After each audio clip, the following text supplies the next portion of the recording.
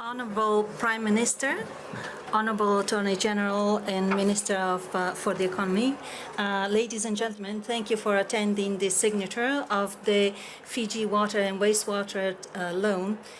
We have several documents to sign. However, the Honorable Prime Minister agreed to open this event. Thank you. The Honorable Fijian Attorney General, Minister for Economy and Minister responsible for climate change, Ayaz Syed Kayum, the Vice President of the European Investment Bank, Mr. Ambrose Fayo, Chair, Water Authority of Fiji, PL Monosinga, Bulama PL, Ayung. Distinguished guests, ladies and gentlemen, Bulaminaka, good day and a very good afternoon to you all. Ladies and gentlemen, one of the reasons I was keen to accept the responsibility of the COP presidency was the opportunity to look after the interest of my own people. Successful climate negotiations clearly benefit all Fijians, and so does the project that brings us together today. A $405 million investment to improve the water and wastewater infrastructure of Fiji's capital city, Suva. The European Investment Bank is contributing up to $75 million to this project, alongside our other partners, the Asian Development Bank and the Green Climate Fund. With further input from the Fijian government, we are working together to deliver real benefit to more than 220,000 people in the greater Suva areas, as well as providing a model to replicate this type of arrangement elsewhere in the world. On this occasion, I want to pay special tribute to the European Investment Bank, which has over many years brought climate change into its operating and lending decisions. I thank the EIB for its foresight and for recognizing the need to deploy substantial amounts of capital to reduce the risk of climate change in both mitigation and adaptation. Friends, any investment in modern infrastructure must acknowledge the reality of climate change. Otherwise, investors' money will be put at risk. We have no choice but to make infrastructure more resilient. And at the same time, we are being given the opportunity to either upgrade or develop new and better energy, water, and transportation systems. In Suva's case, aging infrastructure stretching back to colonial times collapsed under the weight of a growing urban population, heavy rains, and inadequate wastewater management. We realized just how vulnerable our infrastructure was to climate change in the form of extreme weather events and sea level rise. And unfortunately, we were able to find partners to provide us with a solution and the means to better serve the 30% of our population who live in the greater Suva corridor. Friends, financial institutions such as those in our wonderful partnership understand what climate change means for a country like Fiji. And we want to encourage the financial community as a whole, public and private, multilateral and local, to commit the trillions of dollars that will be needed to build infrastructure fit for purpose in a warming world. In Suva's case, public health, the environment, and climate change all come together in this project. When it is finished, the people of our capital and its surrounding areas will be healthier, they'll be safer, and better protected from the more severe consequences that we know are coming. We're delighted to launch the European component of this investment partnership here in Bonn during COP. Thank you to everyone who has been involved, and on behalf of the citizens of the greater Suva area and every Fijian, Vinaka Bakalevu.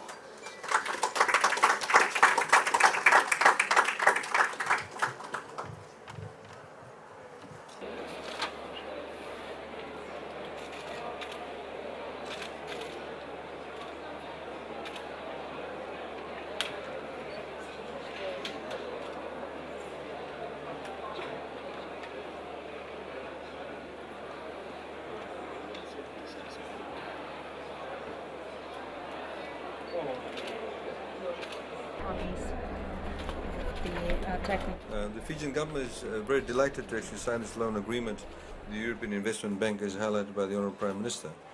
In 2015, Fiji was one of the first countries to have a project approved for funding by the Green Climate Fund.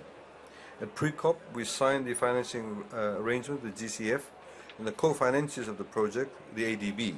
And today we signed the financing agreement with the EIB.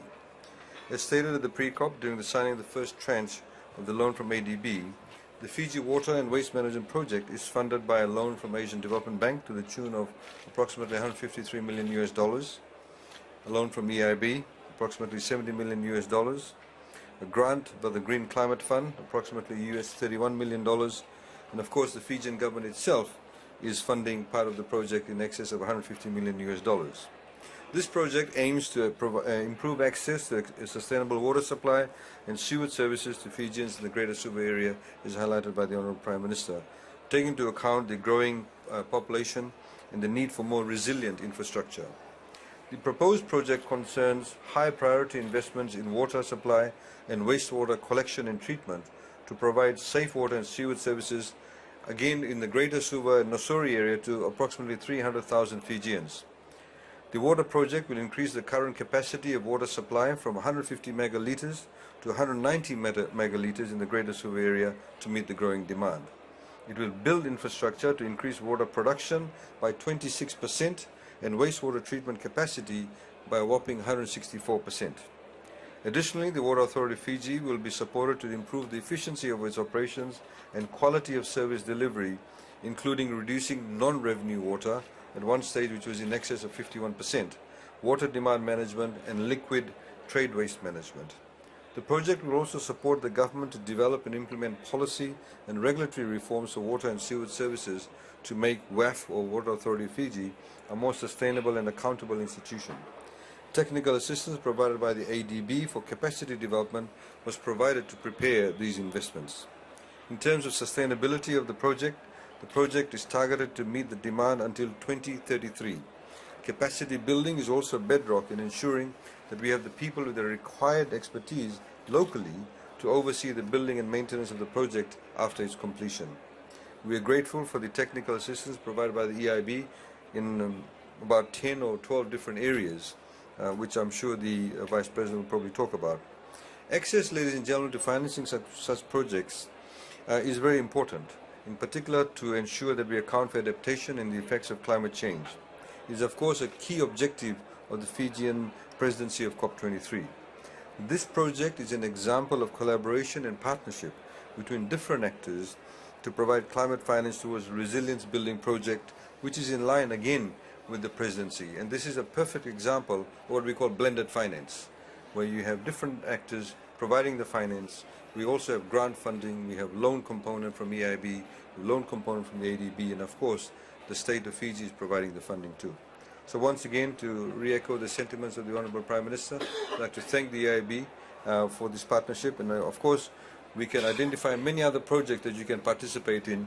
We have the chairman of FEA here too, and there's a huge focus of the presidency is also in respect of reducing a carbon footprint, in particular in the area of renewable energy. Thank you very much. Thank you. Thank you so much, everyone, for coming. Thank you. Thank you, all of you.